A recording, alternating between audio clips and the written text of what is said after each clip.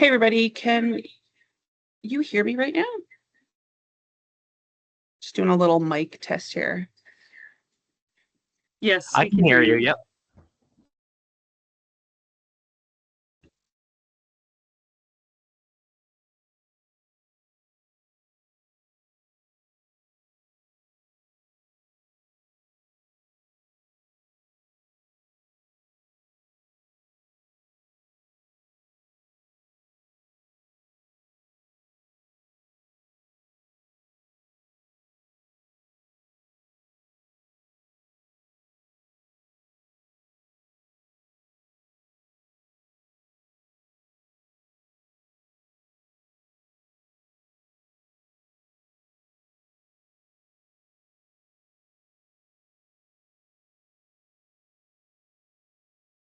Okay, another quick mic check.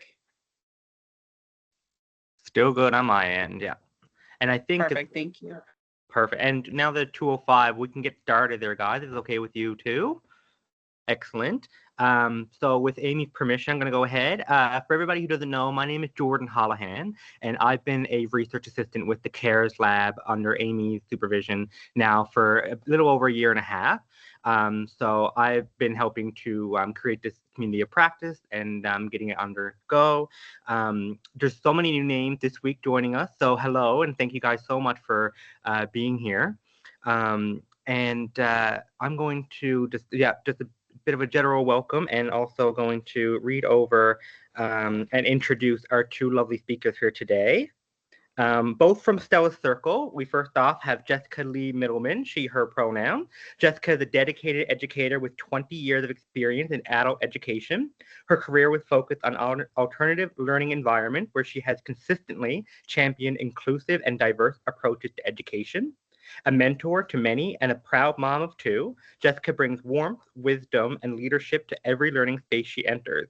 She is one half of the amazing instructional team at Stella Circle. Jessica, thank you so much for being here today.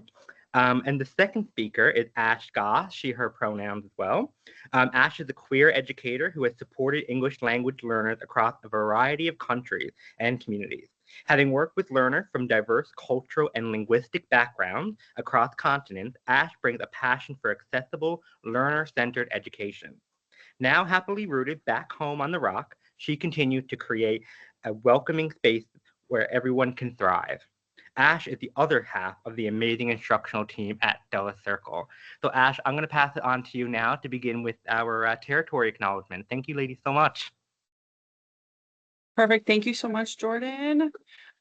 Excuse us if there's any like little hiccups here tech-wise, because we're still trying to figure out all of the lumps and bumps of streaming with multiple people in the same room. So if anyone's getting any feedback or not able to hear, please post in the chat and just let us know.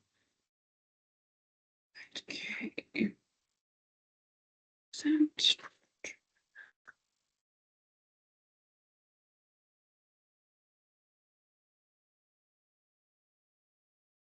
Awesome.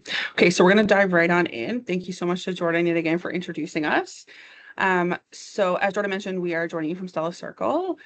And our presentation today is going to be Cultivating Connection, so UDL for Inclusive and Empowered Classrooms. And I'm going to go ahead and jump right into our land acknowledgement. So St. John's is home to a rich, diverse, and vibrant urban Indigenous community.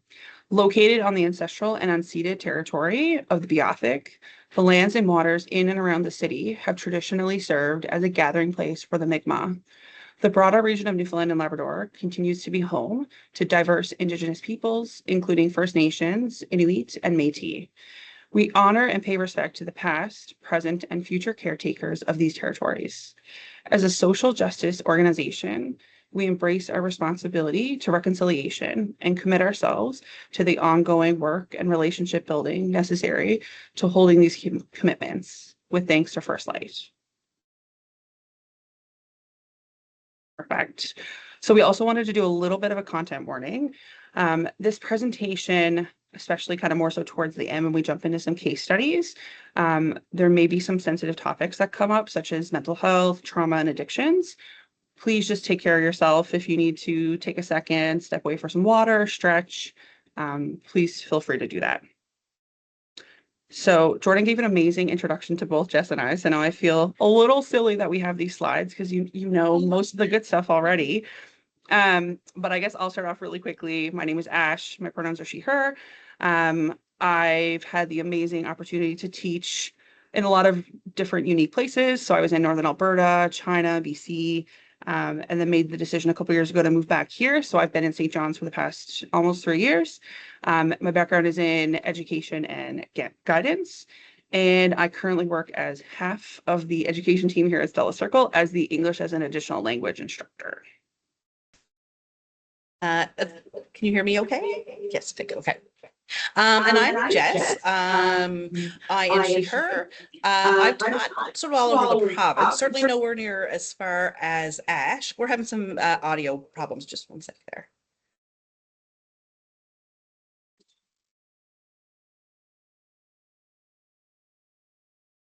One moment, please.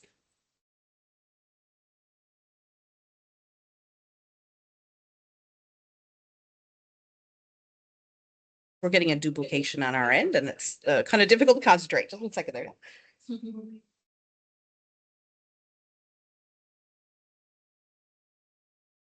How about now? Is that better? Yes, that's good. Okay, perfect. So I certainly haven't taught as far away as Ash, but I've taught all over the province. My background is in science and, of course, education. And I'm the adult basic education teacher here at Stella Circle. We have a level 1 classroom. We'll talk about that a little more later. And I've been working here for the past 18, I think going into 19 years pretty soon. Sure. Oops. So here's a little picture of our Halloween costume from this year. For those of you who may be of a certain age, the movie Matilda was certainly something that was very important to me growing up, to Ash growing up. And you can see here we have the Trunchbull, and this is Amanda Thripp is the little girl that the Trunchbull throws around with the braids. And I think we've reenacted it pretty great there. This is us on the left-hand side.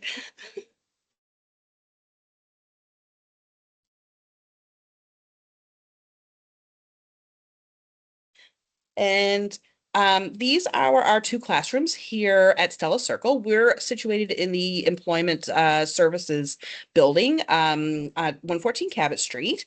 On the left, you can see Ash's classroom. This is the English as an additional language classroom, which is where we currently are. This is a new addition to our building. Ash, your program has been here for almost a year now.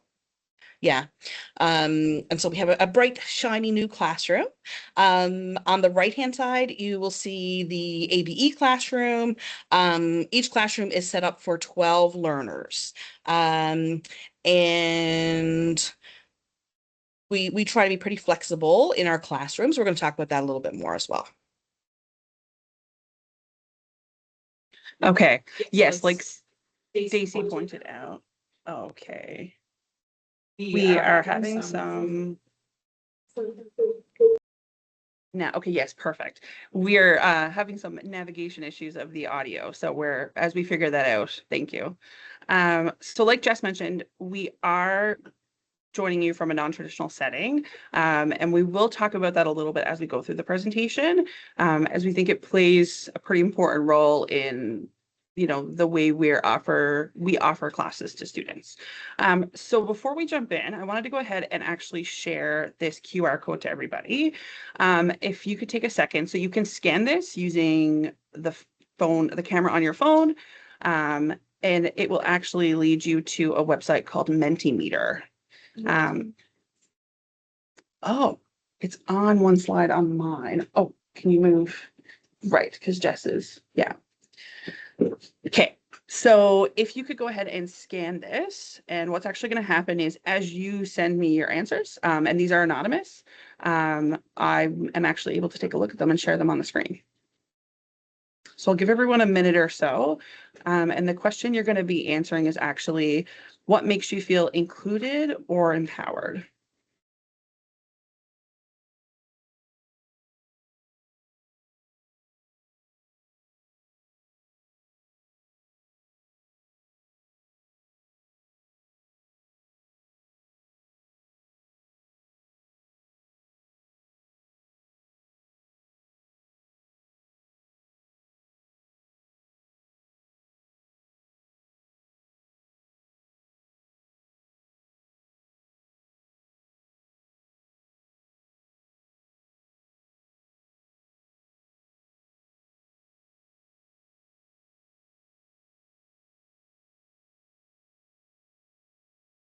Amazing. Okay, we're getting a lot in here.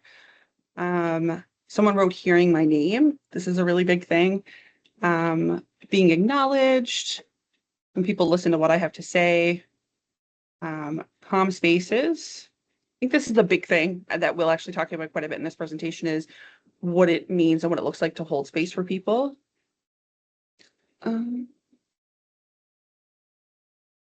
One.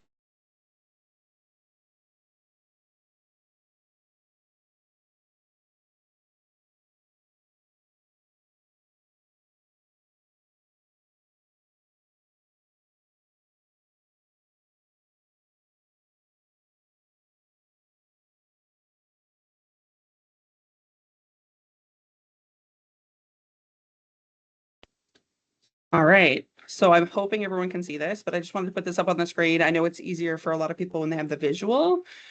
So these are some of the answers kind of as they come in live. So for example, someone had, when people around me are welcoming and friendly, acknowledge for contributions, I think is a really, really big thing. Mutual respect. Eye contact. I think it's important to try and look at everyone at least once. This is a big thing. Being given autonomy. Accessible learning. Yeah, absolutely.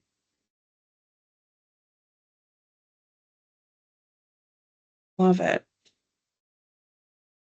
Any that stand out to you, Jess, or?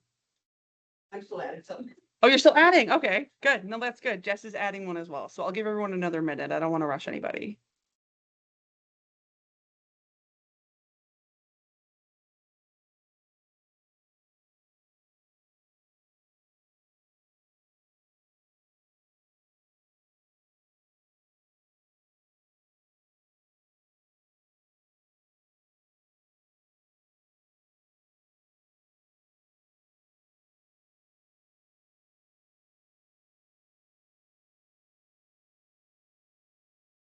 All right.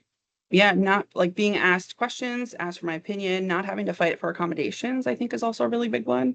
Thank you everyone for writing things in. This is fantastic. It's an amazing list, I think, of what, even if they're really, really small things that we can do to feel empowered and feel heard. So I'm going to go ahead and get back to not the presentation, apparently. In PowerPoint again. Okay. Present in Teams. Able to see what I'm seeing, Jess? Resume. Perfect. All right. So we're not going to spend too much time on this because I know over the past couple of months, we've had a really great opportunity through our sessions to get a much better handle on UDL principles. I know when I joined the community of practice, it was still a relatively new concept to me, the theory behind it. So Jess and I actually sat down and thought about how do we very quickly, from a very, bird's eye view, look at each category of UDL and break it down into questions. So one of the ones we thought about was with regards to engagement. How do we engage students in diverse and meaningful ways? So this is kind of what we thought about was the overarching question when it comes to engagement. And like I said, feel free when we throw out these questions to throw any comments or questions you have into the chat. And Jess and I we sat down and we thought about engagement, and instead of using words, we actually went ahead and dug around on the internet for some pictures. So these were the three that kind of came to mind for us with regards to engagement. One of the things that we are both, I guess more so myself and Jess's husband, really, we're both big gamers. So we thought about the first image with regards to, how can we engage learners through play, if that's, very, very young children or if that's adults. The second image here, we really thought about a lot of times I find we focus as educators on engaging people in a group, but how do we also engage people, interdependently? And the third photo here you'll see is like just a bunch of photos of people's hands and there's paint, and just promoting the idea of how can we use various methods to allow for reflection and for learning. Jess, I'll throw the next one to you.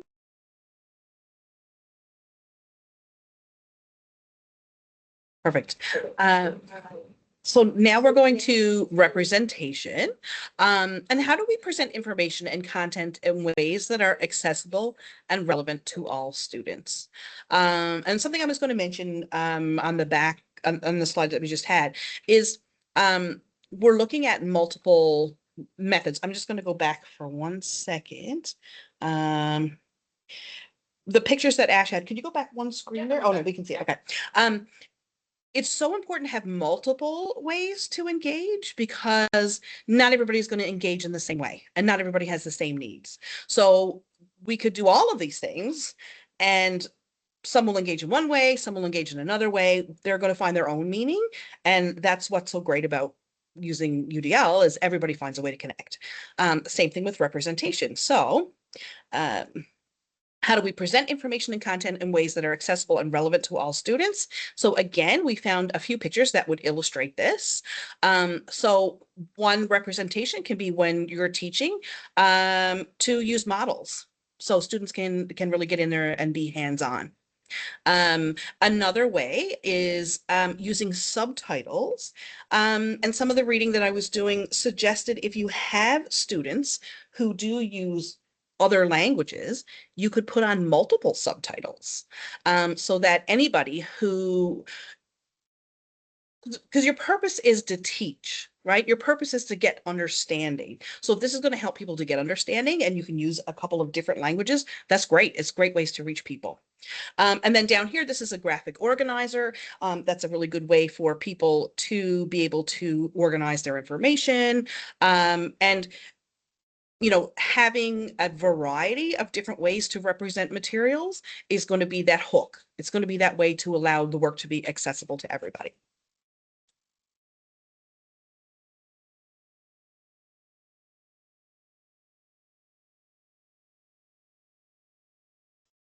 And then the last one here, looking at the bigger idea and kind of the bigger question we thought of when it came to action and expression. So how do we provide students with flexible and authentic ways to show what they know? The big thing for us here was definitely, I mean, obviously flexible and authentic, but especially when it comes to the flexibility, I think sometimes it's very hard to get outside of the box that we may have stuck ourselves in or that we may be stuck in if it's with curriculum or time constraints. So how do we provide students with those different ways to be able to show us?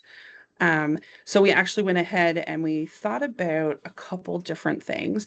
This first image here on the left actually was Jess's idea. At first, when I saw a photo, I was like, a chair. Okay, what are we going for here? And it was actually the idea of how we allow people to learn in different settings. So it could be flexible seating. It could be an environment that's lighter or softer or gentler when it comes to lighting. And I think it's a lot of things we don't really think about necessarily unless it impacts us directly. This other one here, one of my favorite ones, I'm a fan of a good checklist. And I think a lot of people underestimate how checklists can be used really by anybody. This can be used by students, by teachers, not only to check for learning, but also just to check for the processes as they go through the process of learning. And of course, thinking of other ways to assess learning. It could be, you know, if it's in a music class, but it could also be, I remember doing a novel study with my grade 12 students and giving them the ability to write a paper, but they could also make up a song about the novel that they had read, and they absolutely lost it. They thought it was the coolest thing. So if that is something that's, you know, capable or like something that makes sense, I think it can work.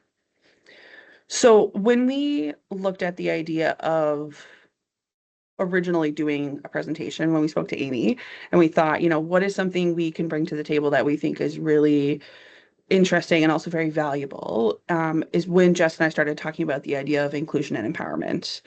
So when you think about every student entering a classroom, regardless of if it's here in St. John's, if it's in Winnipeg, if it's, you know, across the world, every student entering the classroom has diverse lived experience. This image here is just one of many. So if you were to ever go online and search for something like intersectionality, social identity, a lot of times you'll find these kinds of graphics. And I think it's important as educators that we consider, even if we're unaware of someone's experience, there are different ways for us to ensure that they're included and empowered through UDL, which I think is what has really allowed me to take a lot of UDL resources that I found and apply them to the students that we work with here at Stella's. So this quote here I wanted to put in, some of you may know Kimberly Crenshaw, you may have heard of her. If you hadn't, she's definitely worth looking into. She's an amazing civil rights lawyer from the United States. She's also an author. She is kind of, I think, the mother of intersectionality, and she coins intersectionality and explains it as the acknowledgement that everyone has their own unique experiences of discrimination and privilege, regardless of who you are, your age, where you're from. And it's this really amazing idea that regardless of where you're from and your lived experience, you have these different exposures to different levels of discrimination and privilege. And that's something that Jess and I thought about with regards to the people we work with and how that is a really valuable lens to kind of look at education through. All right, Jess.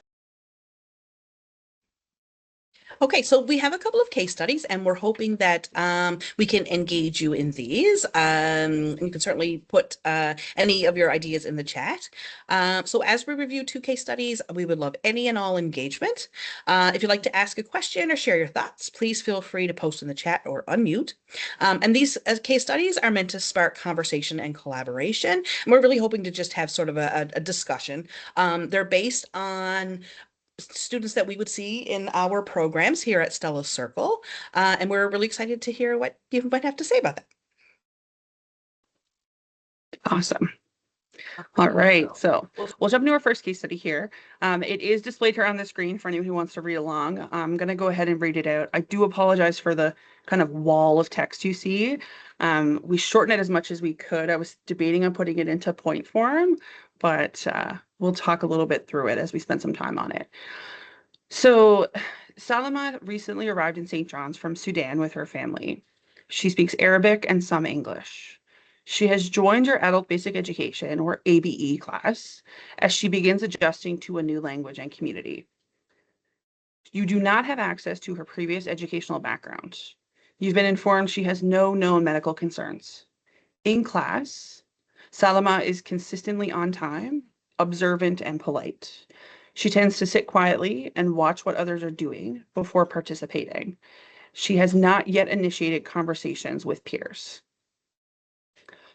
So for this here, what we were really hoping to do was go through and share and collaborate. Like I said, like Jess had said, if it's a post, if you'd like to unmute at any time.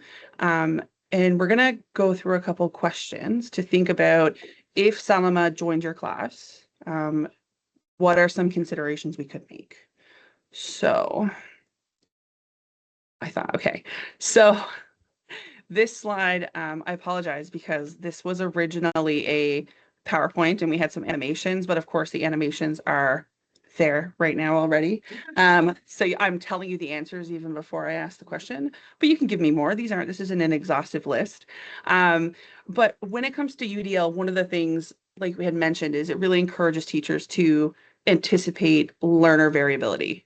So how do we proactively go into a classroom or into a lesson and think about, okay, even if I don't know in-depth information about these students, how can I make sure, that they're able to learn?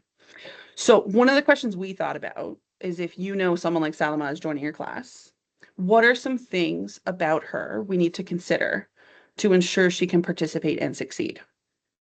So you've read through the case study, and I will go back as well to give everyone a little bit more time with it. What are some things we would have to consider if we know that this person is going to be a new student in our class?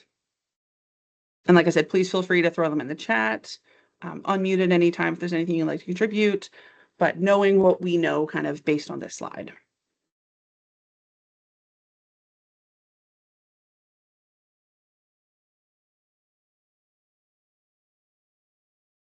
I would think you need to consider whether or not she's had some kind of history of trauma.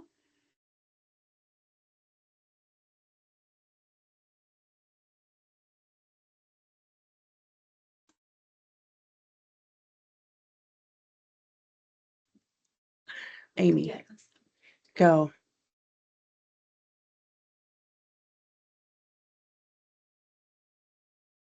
Hey folks, this is Amy speaking. I think something that comes to mind for me is how students engage in the classroom. Because I've had students come to class, and in social work, we do a lot of collaboration in the class. So we really try to sort of decrease this hierarchical relationship between the instructor and the students, whereby there's sort of this reciprocal process happening between students and instructors. And students have said to me that makes them feel very uncomfortable, actually, because from their learning environments, they would come and sort of listen to the instructor talking, and the instructor is sort of positioned as like an expert in the classroom. And so, without having that prior knowledge, I think we could make some real like stereotypes of those students, that they're disengaged or they don't want to share. So I think, thinking about how students are engaging in the classroom is something that we could think about for this case study as well. Yeah, absolutely. Yeah, absolutely. I think that's a good point, right? Like, thank you, Amy. I think it's important to recognize that when we have students who may not necessarily be engaged or may not be actively contributing, there may very well be reasons behind that. And it might not be maybe they're not interested. It might be the fact that maybe there's a language barrier.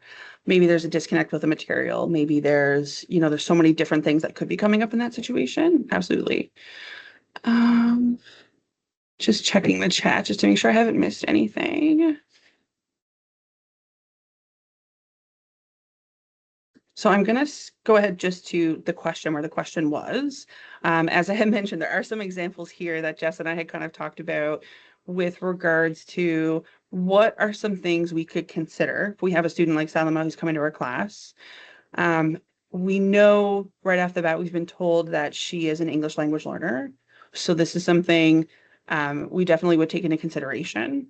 We know that she is new to Canada. She recently immigrated here from Sudan with her family. And we've been told that Arabic is a first language. So these are things that we know right off the get-go and are important considerations. If you think about, for example, Arabic as a first language, how does that impact how she's able to digest English? Does she have a lot of experience writing and reading in English? So the ones on the bottom, we had put, if you see, we have kind of an asterisk next to two of them. That was actually because of the fact that Jess and I had a really good conversation about the idea of, if we're going on the assumption that, we know a little bit of information about Salama, but maybe we haven't met her yet. A lot of times when we see a name or hear someone is from a specific country, there may be an automatic assumption that, oh, this person may be Muslim. This person may wear a hijab. This person, may be a racialized individual. And so we had written these things here for the fact that they very well could be the case for Salama, but until we meet her and learn those things about her, it's really important to not kind of make those assumptions about a student or really about anybody. And another thing we'd put there on the bottom was cultural norms of Sudan. So we know that she's coming from another country, another culture. What kind of implications could that have in a classroom setting? And I think about an example a student actually shared with me this morning. I have a student who said that they were really surprised when they moved to Canada because when you're giving gifts to people, people in Canada just accept them. She said, like, I don't understand how, if you say happy birthday and you give someone a gift, they just take it. She said in her culture, it's actually very rude. And you're actually supposed to be like, no, I don't, I'm good. I'm not going to take it. I'm not going to take it. And after saying you're not going to take it maybe 3 or 4 times, you finally take the gift.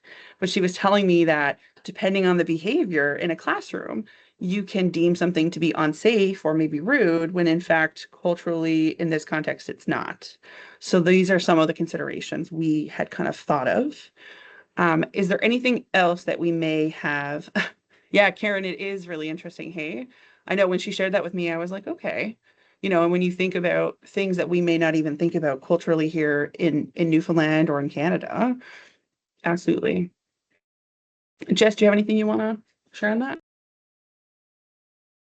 That's such an interesting point, Ash, and like I wasn't aware of that either. And I think like your impressions of people are made based on, you know, how those interactions take place. So I could see that somebody might find that very rude. And then that would be like their impression of you. And you know, it's based on cultural norms that are just different.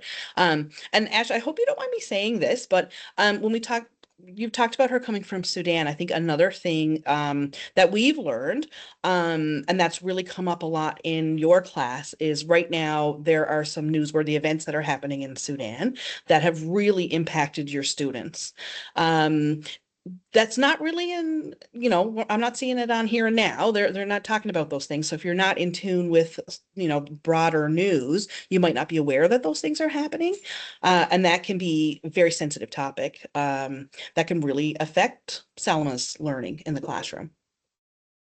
So that's something just to be aware of. I did some training once before, and the main focus of the training was about motivational interviewing, and they kept going back to the point that you need to remain curious. And this kept coming up for me while we were discussing this presentation and discussing how we use UDL. Ash mentioned before, like you can't make assumptions. But I think you can remain curious and you can remain open.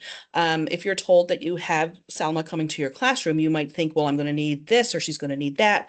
And she very well may. Great, let's be prepared to offer what she needs. But there might be things that you think she needs that she doesn't, or there might be things that you haven't learned about yet that she will need. And leaving space for that and being open to, oh, I didn't realize this was part of your experience, and I'm going to educate myself a little bit more so that I can interact with you in a way that's better. I think that's what it's all about. Yeah, absolutely. And I think I'm really glad you mentioned that, Jess, the idea of like, you know, there's things happening in the world all the time in different parts of the world that we may be completely unaware of. And when we work with students, you know, who come here or who may have relatives there, it's very challenging at times to, obviously you can't know everything all at once, but I think it's very important that we stay curious and we stay open-minded to the fact that, you know, our students that are coming in are coming from very different walks of life. Carolyn, has she had prior schooling of any sort? This is a really good question, right? And unfortunately, if we were talking about this case study, for example, she very well could have, right? So if we were to say in this situation, maybe she has had disrupted education up to maybe like a junior high level, right? And now she's an adult and she's looking to, you know, get her high school diploma. Therefore, she's in an AB class. That is a very common example of, for example, as an EAL teacher here at Stella's, the majority of my students have had disrupted education. So maybe they have had the ability to go to school up until grade 4 or 5. But because of the fact that maybe they became refugees in a refugee camp, or maybe they're asylum seekers, they were no longer able to continue formal education. So for this case study, that's a really good question, Carolyn. I would say maybe if we said she had disrupted education, maybe up to a junior high level. That's a good question. So keeping in mind Salima, we had some questions that got into more of a UDL perspective when it comes to her in particular. Yeah, absolutely, Amy. I think this is important, right? Yeah, I think modeling these approaches really connects with cultivating empathy. And I think that's a big part of it, right? Is that empathy of regardless of where someone is coming from, to be able to connect with them. So I'm going to move to the next slide. And we were thinking the 3 larger kind of overarching ideas of UDL. If we think about Salima coming into our classroom, and if we look at engagement, student engagement in the classroom, how can we support her motivation and help her feel included and confident in class? So if we notice already, hey, engagement is quite low, she's not really contributing, you know, she's on time and she's very polite, but she's not really engaging with her classmates or, you know, you as a teacher, how can we support her motivation and help her feel included and confident? So I'm going to give everyone a minute. I'll mute here for a second and give everyone a second if you want to post in the chat, or if you'd like to unmute and share, that would also be great.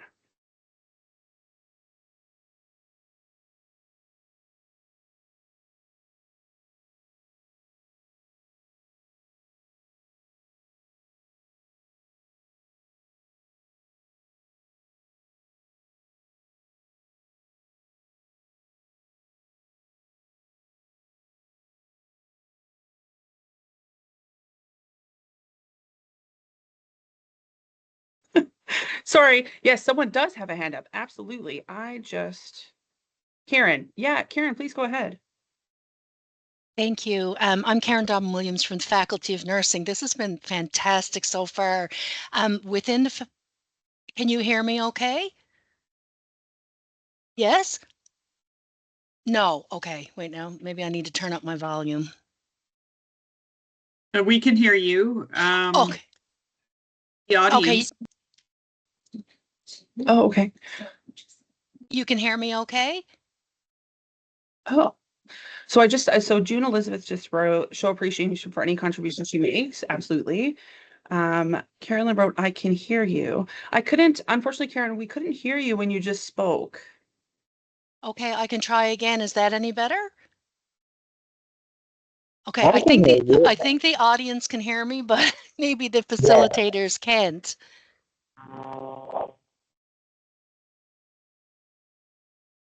Sorry, Karen, can you go ahead there? Is this I better? think the audience can hear Ashley, but I don't think you guys can hear her. Okay, what I was going to say is I'm from the Faculty of Nursing, and this has been fantastic so far. We have so many diverse learners within the Faculty of Nursing, and even listening to this case study, it makes me even think of a learner that I have in my classroom right now who's very similar to this case study that you've discussed. And I think, as Jess was saying, asking people what they need so that they can be successful. So I think that's one of the first things that we could do with Salma is say, like, what could help her feel included? What could make her feel more confident rather than just assuming that we know what the correct thing to do is?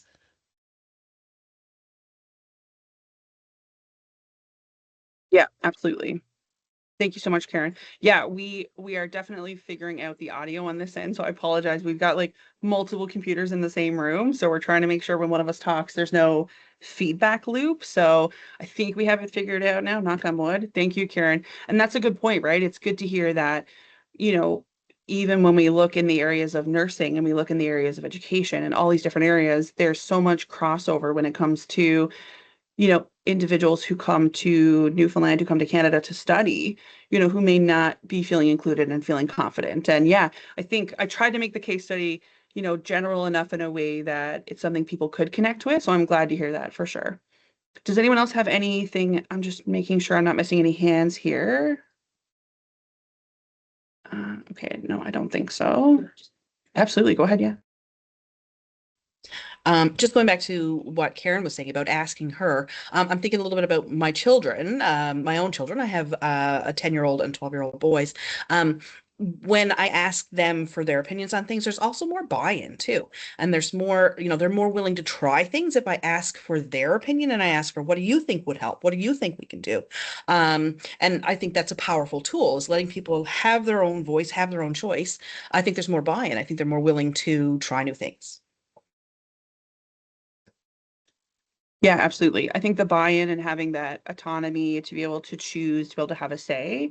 And like Jordan said as well, that's a really great point. Maybe include a case study from Sudan in class might make her feel like not only is she being seen, but also her culture. That's a big part of it as well, Jordan, the idea that, having somebody who comes here who may be feeling really uprooted in a new culture, a new place, maybe taking a little bit of home. I know as someone who's worked abroad and lived abroad, whenever anyone said anything that was even remotely Canadian, I felt like I was on like cloud nine because I was like, that's me. So it was very cool, I think, to share a piece of that for sure. So we're going to jump into the next area. So the second of the three. So if we move to the next one, so which is obviously representation, how can we present information in ways that make the content clear and accessible? So this is a big thing as an English as an additional language teacher.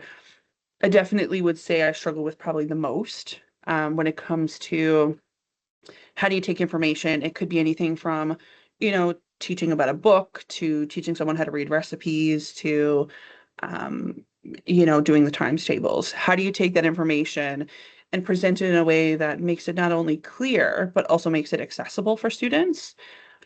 So if anyone has any ideas or would like to unmute, please do that. I would love to hear, because like I said, this is definitely the area, I think out of the three, I struggle with the most. But yeah. Yeah. have a thing. I'm approaching all of this from the early learning sector. So for us, one of the most important strategies is visuals. So whether you have a child that has a language barrier or you've got a child who is joining is a new Canadian or speaks English as a second language, the visuals are always one of the first strategies that we can implement to make sure that we are being clear and that information is accessible. And I would imagine that remains true for all ages. Absolutely. What was your name, sir? Sandy, yeah. Sandy? Yes. Yeah. Okay. That was Sandy with us here in the classroom, everybody. So yeah. Oh yeah, there you go. So Sandy's here with us, and I'm hoping you were able to clearly hear what she said. But yeah, visuals I think are a really big thing. I remember actually when I started as an EAL teacher, one of the biggest issues I ran into was that there were so many visuals for young students, but not really any for adults. So a lot of them were very kind of like childlike, and it made it really challenging. And I think it's become, as the years have gone on, it's become more accessible, thankfully. But yeah, I think visuals definitely play a big part in it. Oh, there's another hand. Who is it? Do you know?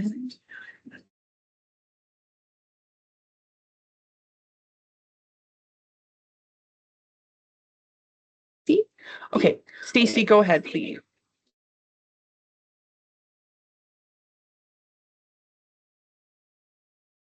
I find this a little bit funny to say because I don't think it's the opposite. It's just probably, since we're looking at UDL, it's just another format.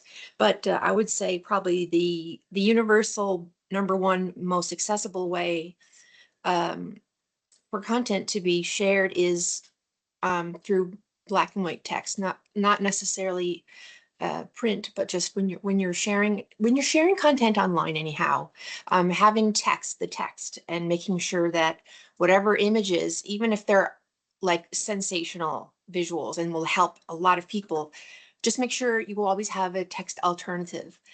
The great thing about that is, just like you were saying, providing captioning in multiple languages, which is a fabulous idea.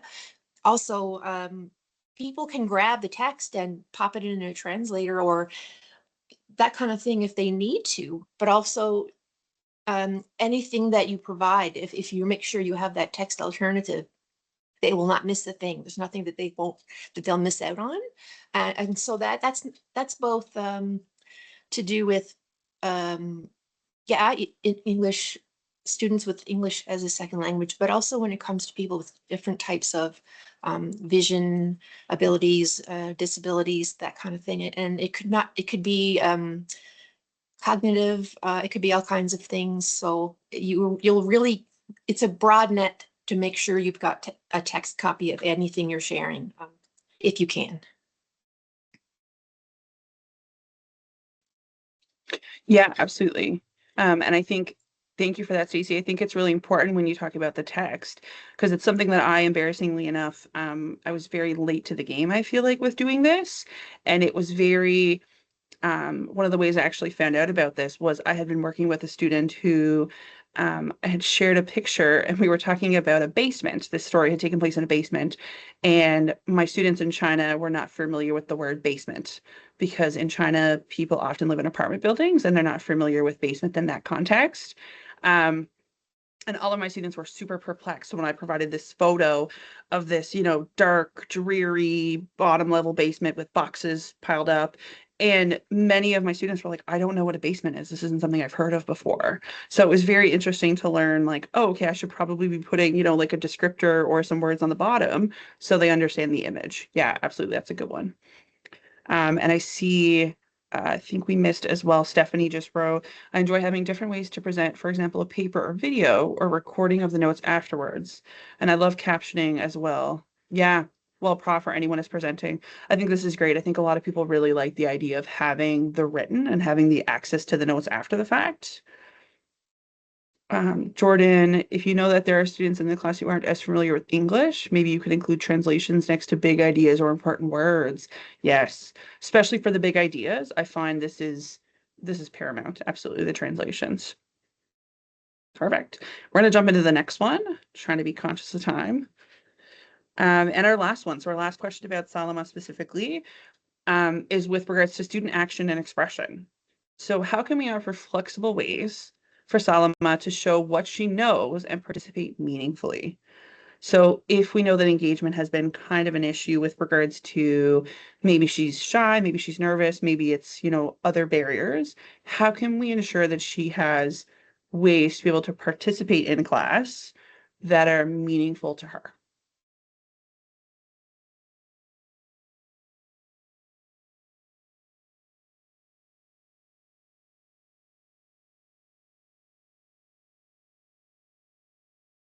Go ahead, Amanda.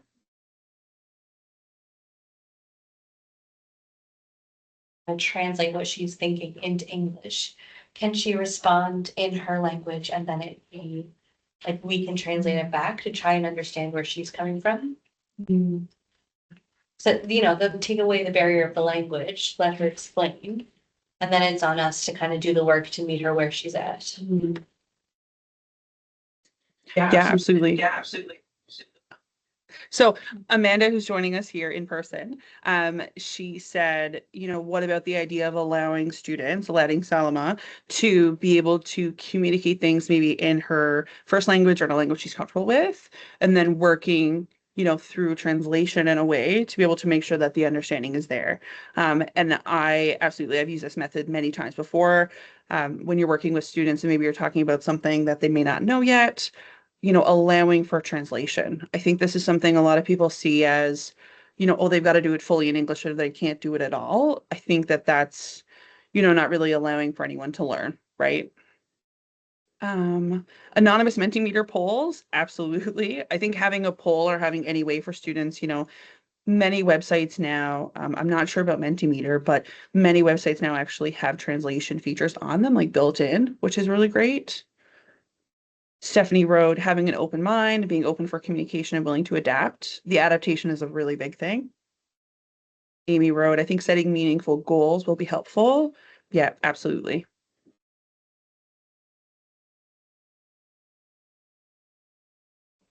I love that, Amy. I think setting meaningful goals will be helpful too. And I'm just thinking about, I'm trying to place myself in Salma's position. If I was in the classroom and, feeling uncertain, and thinking, oh my God, like what if the teacher's going to ask me for an answer? And, what am I going to do?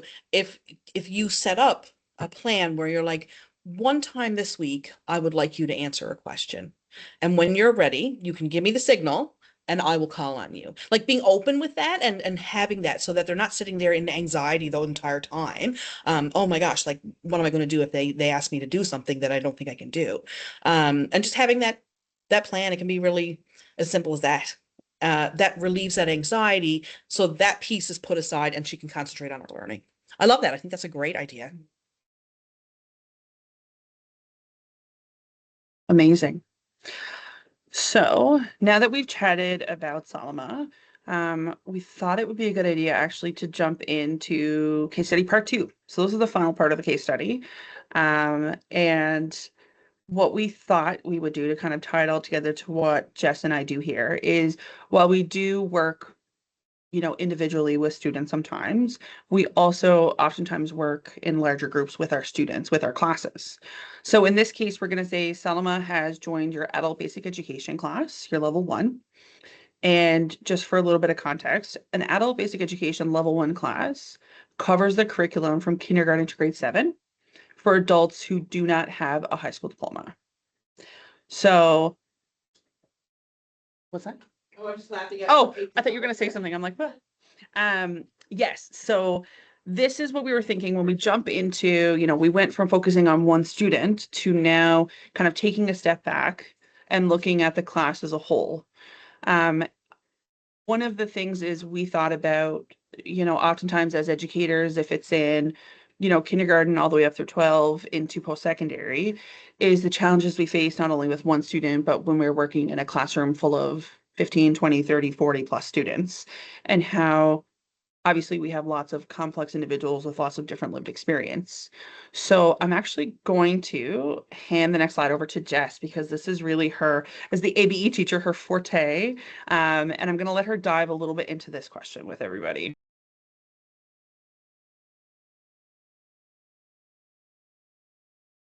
Okay, there we go. So once again, these were meant to sort of populate in, but technology is not in our favor here today. But anyway, so I guess what the question is for this, in our ABE classroom, we have a level 1 ABE classroom. What that means is our students have a reading comprehension or a math skill level of less than grade 7. So the question I think that ties into this, another way to kind of look at this question is, what are some things that could have happened for someone to be an adult who needs to come to our program? Why might somebody at the age of 32 need to come back to ABE level 1 and work on their skills? So some of the things that we have here, you can just have a look at the screen. And are there any other things that you could think of that could be a reason for an adult to come back to ABE to work on those skills? So we'll just give you a second for some comments there. Yep, I see having to take care of family there. Yeah, absolutely. I work with the autistic population, and for the autistic population, like environment is a huge factor, and school settings are simply not set up for an autistic person. So we have a lot of like early school leavers because the environment is too overstimulating. Absolutely. So I don't know if you could hear that. I'm sorry, what was your name? Kristen.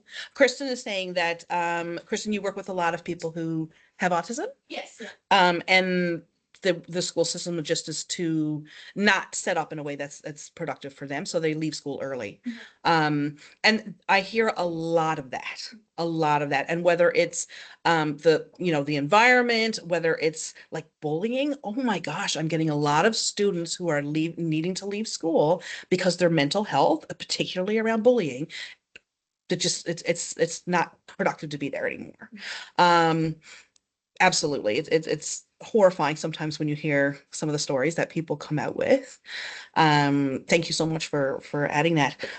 Someone else has said here, Lisa has said upskilling for employment requirements. Absolutely. Yep.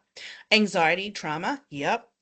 Coming from negative experiences with previous educational environment. Definitely, we see that a lot, which can be kind of a hard hill to climb, and why I'm always thrilled when we have new students, because imagine having a negative school experience that has maybe even caused you to leave, and then to make that decision, I'm going to go back and try again. Like how courageous you would have to be, how brave, how like to really say, I'm going to, it was really, really rough. I'm going to try this again.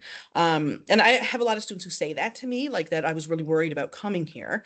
One of the very fortunate parts of my job, I think, is that we do have, this is an alternative setting. So while we do have a curriculum that we follow that is given to us by the Department of Education, it's very open.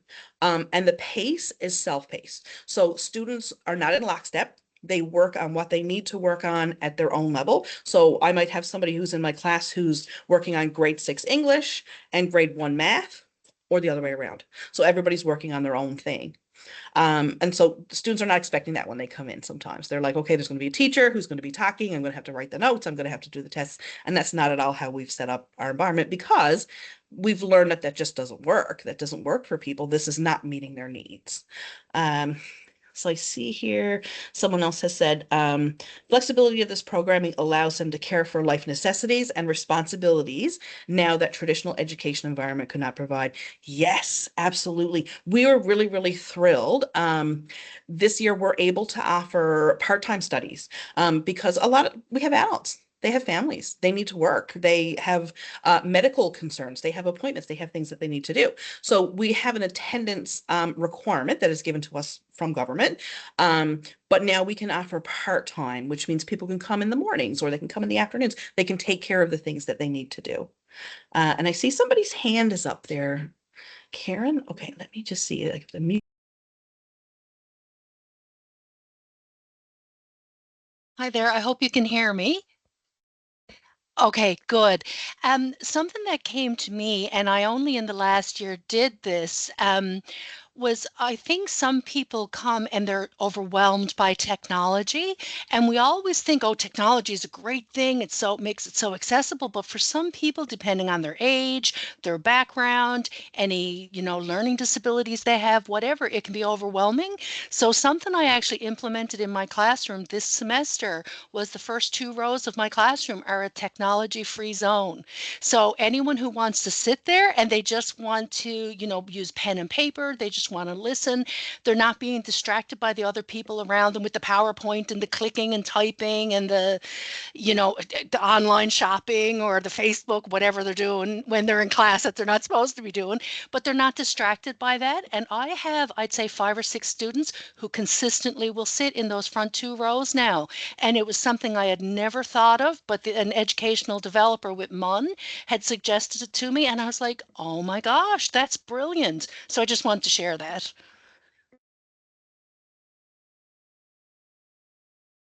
I love that so much. And I love that it validates that too, right? So if somebody's coming in, they're like, oh, geez, like I want to write and everybody else is on a laptop, but then you're saying, no, this is a space that's for people who want to do that. It's so validating, like, oh, okay, great. You're letting people know that that's perfectly fine and encouraging that. I love it. That's a great idea. Thank you so much for sharing that.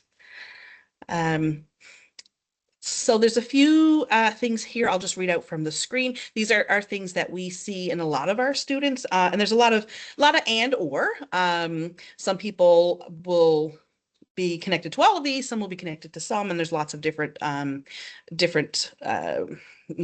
different experiences people have had. So physical and or mental health concerns. I had a student once who came to me because she had been paralyzed when she was a teenager and she was in the hospital and missed a lot of school, and now decided she wanted to go back and do her ABE. She was amazing. I can say she's now gone on to level 2, 3 and completed and has her high school diploma now, which I want to say again too, when we're talking about meaningful goals, getting your high school diploma in ABE is a goal. It's a great goal. It's a wonderful goal. That is not the goal for everybody, and that's okay. You do not need to have your grade 12 in order to have a wonderful life. Does it open doors for you, particularly with employment? Sure, but you do not have to, and that's okay.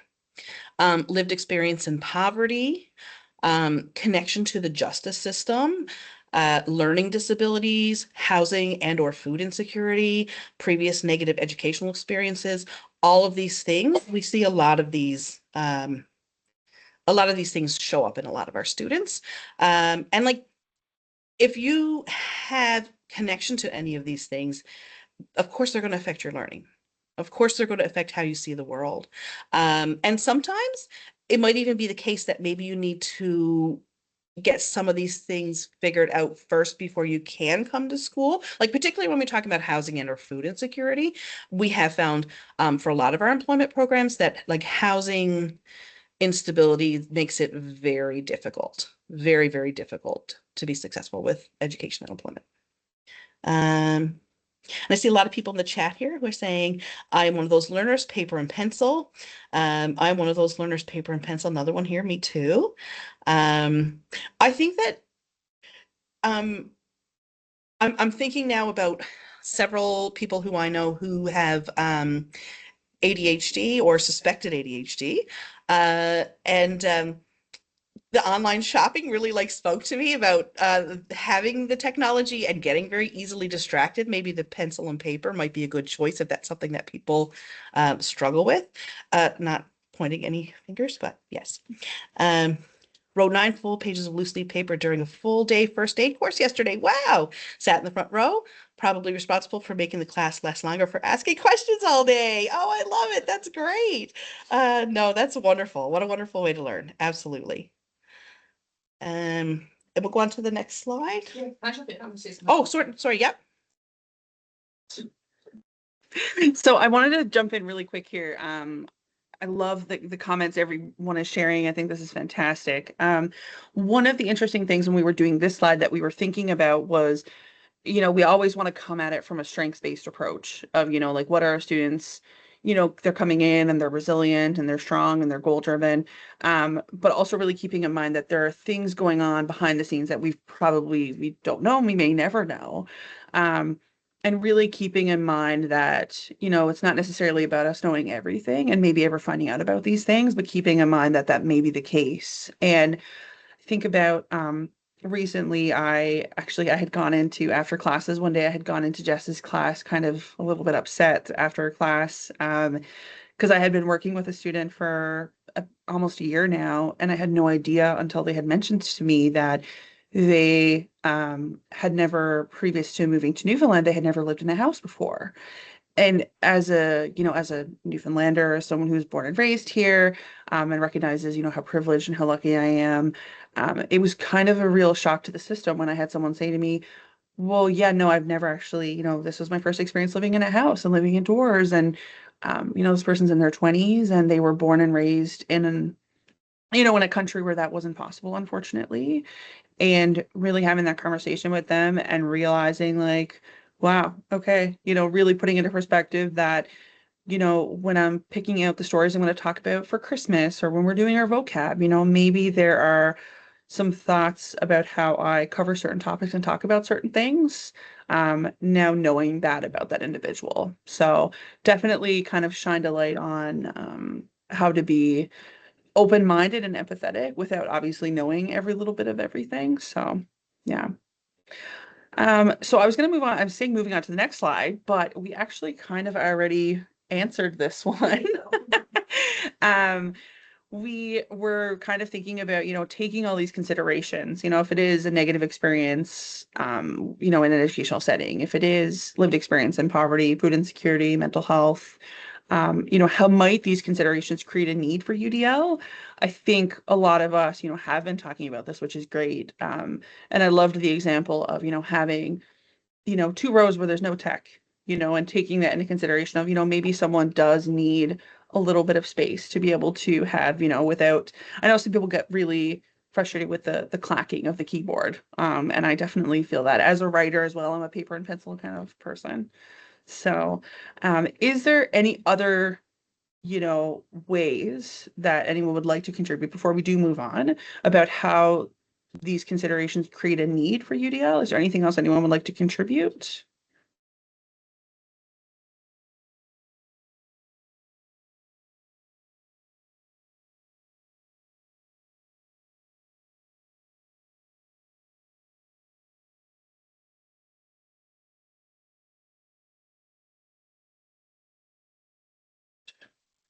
All right, so I think what we're going to jump into is kind of we're nearing the end. Thank you for your patience. And I guess our last question for everyone here today, before we jump into some things we'd like to give to everyone to take away with. Our last question would be, how can UDL be used to create a safe, inclusive, and empowered classroom? So I think we've really hit on this time and time again as we've gone through our case study with Salama, our case study with our class, as we've shared stories and you've shared stories and your comments are unmuted. But if everyone could take a second just to think about, when we utilize UDL, if it's in engagement, representation, action expression, how can it be used to create an environment that may be safer, more inclusive, or empowered? I really love the empowerment piece because I think that this is really important when it comes to the autonomy. So if anyone has any thoughts they would like to share or to unmute, please feel free to do so.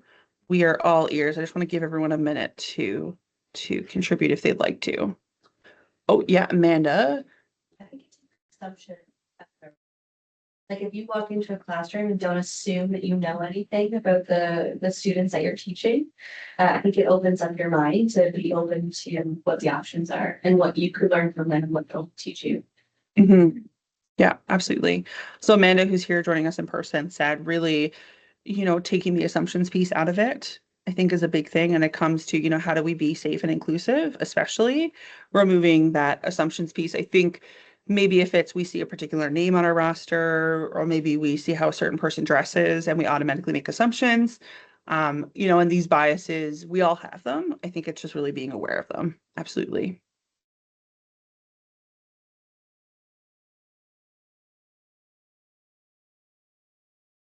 One I will contribute that I absolutely love, and gave me quite a bit of grief at first when I adopted this many, many years ago. but my first full-time teaching job, I was working in central China, and I had learned that the majority of my students, when I say majority, probably 90-95% of students, all had English names.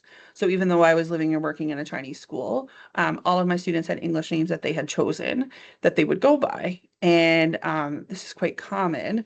And when I asked a student, I remember my first week, like, hey, this is really interesting. Like, why does everyone have, like Ashley and Heather and Jessica? Why does everyone have an English name? They told me, well, we gave ourselves English names because it's easier for you to pronounce. As a teacher coming to China who speaks English, you probably don't know how to pronounce my name correctly. And I remember setting the goal, and all the other teachers in the school thinking I was crazy, rightfully so, that I wanted to learn all of my students' Chinese names. And if you're familiar with Chinese names, they can be quite lengthy sometimes, and they oftentimes have a lot of sounds that we don't necessarily have in the English language. And yeah, it took a grueling amount of time for me to learn all of their Chinese names.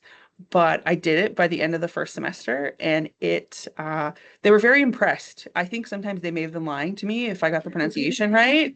I think sometimes I would pronounce it and they'd be like, yeah. And I think they were just lying, like amping me up. But that to me, I remember going in and I would call them that, and by their Chinese name on the attendance instead of calling them their English name. And just like the absolute like pride and like, the heart that they felt, I think was enough to like, yeah, that's how you engage. Amy, go ahead. I think something that like connects with our other seminars this year too is, and what this seminar has really got me to think about is that like UDL is really a mindset, and remembering that we're responsible for being self-aware and having reflective practice. And so I think the case studies were really helpful because we thought about sort of at the outset what we can do to create learning environments for Salama that are meaningful. And so I think even from the September session, I'm just looking through my notes, when we talked about like UDL is not a checklist, it's really a mindset for how we center the identity of our learners in the middle of their learning experience. So yeah, just I think this reflective prompt made me think of that we sort of have a responsibility for ongoing reflective practice and self-awareness. Awesome. Thank you. So I'm just checking here. Okay. More hands. That's good. Awesome. Thank you for everyone for sharing. We're going to go ahead. Oh, awesome. Stacy wrote, oh my gosh, especially for a native English speaker, that must have been very moving for them. Yeah, I think it was honestly more funny than moving. They really enjoyed hearing, someone who didn't speak Mandarin try to speak Mandarin to them. So many native English speakers don't even try to pronounce non-Western names. Find it both embarrassing and lazy, although I understand there could be a legit reason for not being able to pronounce a name for a different culture. So glad you were able to pronounce everyone's name, actually. Thank you. Yeah, I think it's challenging, right? And there very well could be reasons. And I think, when you can be very overwhelming, but yeah, absolutely. That piece of learning their name, and I think really getting to know a piece of who they really were, not that their English name isn't who they are, but getting to know their Chinese names and how to pronounce them, I think was, so, if you have a student, yeah, that's a good point as well. Yeah. Yeah. So Stacy wrote, for people who are here who are not on a computer, Stacy wrote, my mother-in-law, oh, you can see it. Good. Yeah. My mother-in-law would say something like, well, that's a queer name. Right. And it's a very, it's challenging. Yeah. And I understand, my, I know many family members who probably say the same. Oh yeah, oh my goodness, such a problem on my part as well. Even with my coworkers, I'm trying to normalize asking how to pronounce people's names. Yes, that's a big one, Jordan. I think asking, because I've encountered people's names. I'm trying to think of, I had an individual, I had gone to school with somebody whose name is Andrea. who I had known as Andrea. And then I had met someone, you know, as an adult, much later in life in university, who spelt it the exact same way. And I remember chatting with them and saying, "Oh, Andrea." And they said, "Actually, it's Andrea." And I remember taking a second being like, "No, it's not." And really quickly realizing like, "Whoa, check yourself, Ash. Like that's their name. Like they know how to pronounce their name." But yeah, really getting comfortable asking people, you know, like, "Oh, hey, how do I pronounce your name?" And I have only ever had a really great response when I ask that question. You know, if I say, "Oh, hey, you know, how do I pronounce your name?" People are oftentimes very thrilled that I asked them that question. They're like, "Thank you so much for caring and showing that you want to pronounce it correctly." Right? Absolutely. That's a good point.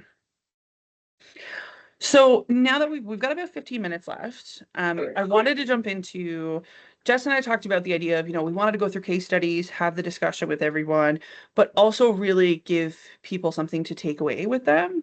I know those are my favorite presentations when you leave and you're like, "Oh, I learned and I thought about things, but I also have something kind of like concrete." So we actually went and we dug around and we narrowed it down to three things that we found to be kind of the most applicable for our situation. So I'm going to share these on the screen. They are also in the drive if you would like to download them, take a look at them. These are all free resources. We're not required to purchase these, and these were available to be shared. So this first one here, I really, really liked because and I know it's probably not super easy to see, unfortunately, but it is available in the drive. It's actually through Colorado State University. So this is a teaching reflection.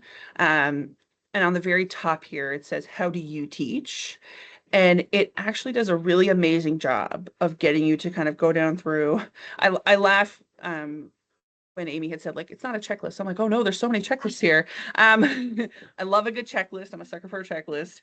But it's a very interesting way to kind of look down through and think about, you know, your teaching practice and think about, you know, there's probably lots of things you're already doing. And I think sometimes we really get down on ourselves as educators and teachers and think like, "Oh, I could be doing more, you know, I've got to be incorporating more of this," when in fact, we're probably already doing things we might not even realize. So this was a really great reflection I found. Jess, you want to introduce the next one? Wrong thing is why. So this was actually one that we found on Teachers Pay Teachers, but it was free. Like there's the wealth of knowledge online. You can really find a lot of great things. And I just really like the simplicity of this one. You know, we're talking about UDL as being sort of an active thing, as a mindset. I know at certain points in my career, if I had seen, like we just go back one slide again. If I'd seen this, I would have felt like almost a little bit defensive, like, "Oh, I'm doing my best. Like, you know, I'm really trying here, but I'm maybe not doing all of these things." But I don't think it's about that. I think it's about, like you said, Ash, celebrating what you are doing. I also took some training at one point very early in my career that talked about like making really good lesson plans.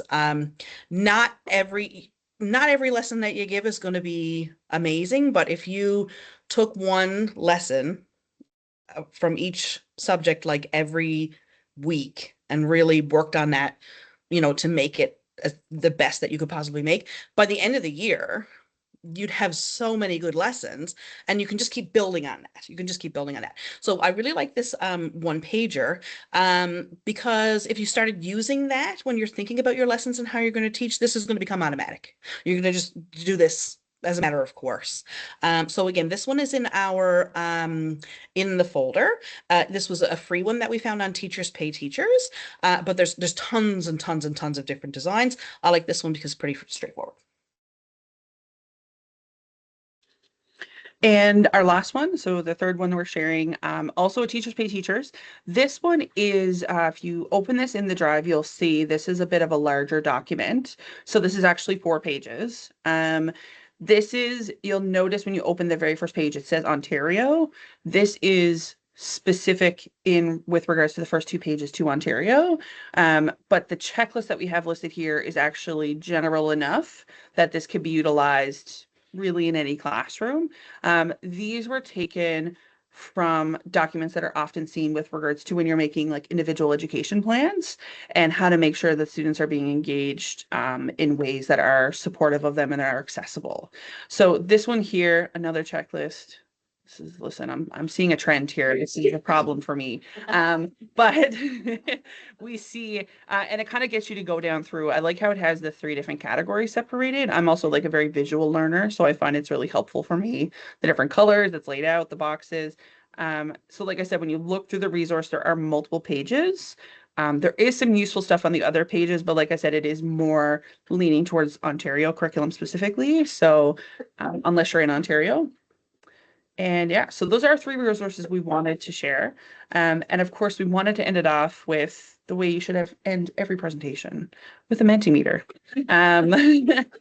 We're a big Mentimeter fan here. Like we don't, we could keep them in business. So if you could go ahead to scan the QR code here, this will take you to another Mentimeter. And it's going to ask you, and this can be very small. You do not need to think in a very large way. What is one change you can make to cultivate connection in your classroom? So it could be a very small, could be an example we've already talked about, could be something that we said that you really liked, or maybe one we haven't even thought of yet that you've been kind of thinking about. But what is one change you can make to cultivate connection in your classroom?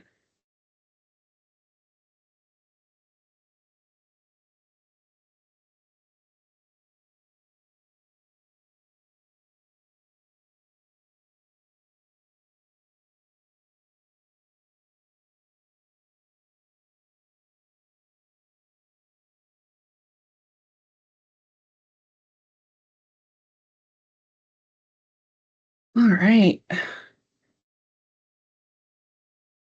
Okay. So what is one change you can make to cultivate connection in your classroom? Someone said Karen's suggestion, tech-free zone. I love it. Taking more time to check in with students individually. Yes, I love if the time permits. I'm a big fan of doing, like one-on-one, like little check-ins, even if it's, hey, can we sit down for 5 minutes, 10 minutes and chat? Thinking about students as individuals as well as a collective, absolutely. And that was really kind of our purpose of, separating Salama and then kind of looking at the class as a whole. Taking opportunities to ask more questions, asking learners what they need to be successful in my courses. This is a really big one. And I think a lot of people think that's too big of a question to ask young people. And I hear a lot of people say, well, that's, something we want to keep to post-secondary. But I argue that that's something, like Jess said, you really could be asking people who are younger, elementary students, like, hey, what can I do to, like, what do you want to learn about? Explaining the why behind learning, pre-survey adult learners to find about their needs before they enter the classroom. 100% dig in. So pre-survey adult learners to find out about their needs before they enter the classroom. Love it. And one thing I want to point out is I feel like we're very lucky to have our program housed under employment services here at Stella Circle, because every student who comes to either of our classes is connected with an employment counselor and an employment support worker. So even before they're coming to the classroom, they're doing a social intake assessment to see what are your needs, where do you need support, like what can we do to help you, and that continues throughout their time in our programs and beyond. So someone could come, they could come to one of our programs, they could finish up their time here and go on. They're still connected if they whatever they need, and we do a lot of referring to community partners if someone needs to connect with the healthcare system or with counseling or anything like that. We'll that's our bag, as my boss would say. That's what we do. A lot of connecting people with the resources that they need. So I'm grateful that we are situated under employment services because we're able to offer that. And in a traditional classroom, that can be a really big ask. Yeah, absolutely. Yeah, there's lots more coming in. This is great. I find learning names really difficult, but learning everyone's name would probably help me feel more connected to learners, at least 100%. I definitely get when you're in a classroom of, say, 30 students, how it's very challenging to remember everyone's name. I remember when I was in China, I worked with 2 students who were twins. and like looked, embarrassingly similar. And they would tell me all the time that they would like trick people. And that was like, I think, a struggle up until the end of the semester. I had no idea who was who really. Decrease the hierarchy. We're all learning. Judgment-free zone. Absolutely. Leaving meaningful written feedback and comments on students' work instead of simple check marks. Just a couple of Oh, sorry. I'm really into the Mentimeter. Jess wrote, totally, as someone that supports post-secondary students, they need experience in advocating for themselves, asking them what they need to be successful earlier, gives them opportunities. Yeah, absolutely. Having those self-reflection skills is really important. Yeah, and Amy wrote there, so shameless plug for our website resources if anyone's looking for additional UDL resources. I have spent a lot of time on there, especially leading up to the presentation, to see like what we could post that's complementary to that. Yes, absolutely. Please do check that out. I'm going to jump back in to our presentation to clue things up. And then boop, boop, boop, present.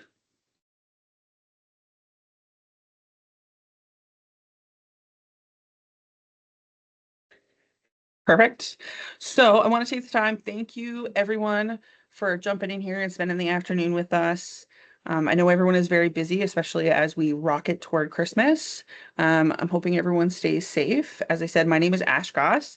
Here is my email address, so please feel free, if you have any questions or anything to follow up, definitely feel free to reach out. And Jess, I'll hand it over to you.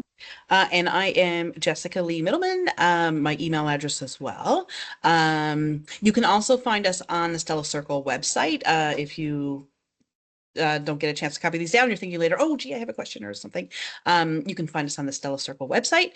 And I also just want to put in a little plug to say that we are always accepting new referrals as well. If you know somebody who is interested in coming to learn English as an additional language or to do ABE, we're always open and interested in learning new people.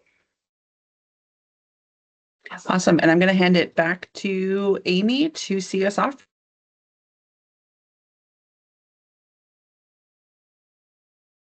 Great. Thank you so much to Ash and Jessica. This was such a pleasure to have you presenting for our November seminar, in which I think was a very insightful and grounded session. Your examples from non-traditional learning spaces, I think, really reminded us how deeply UDL is connected to both belonging and relationships.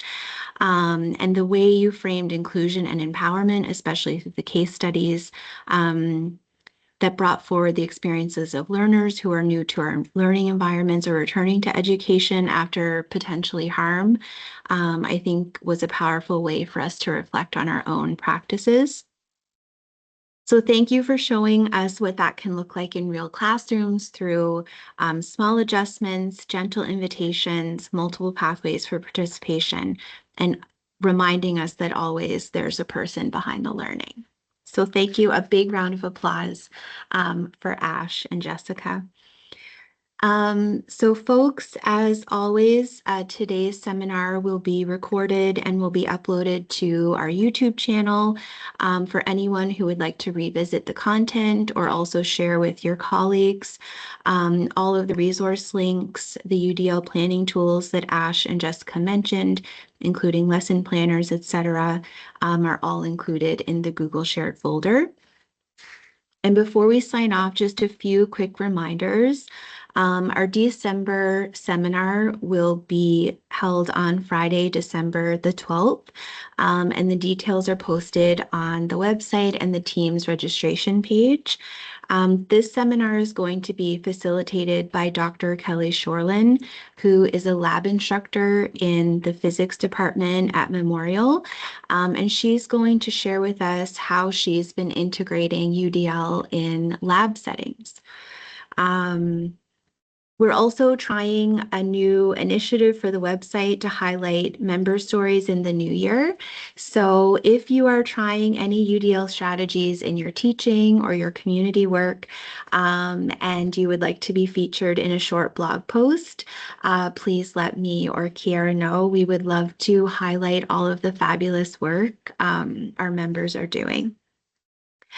So thank you again to Ash and Jessica for offering such a thoughtful and also compassionate look at UDL in practice. And thank you, of course, to all of our members for spending this time with us. We look forward to seeing you at our next session in December.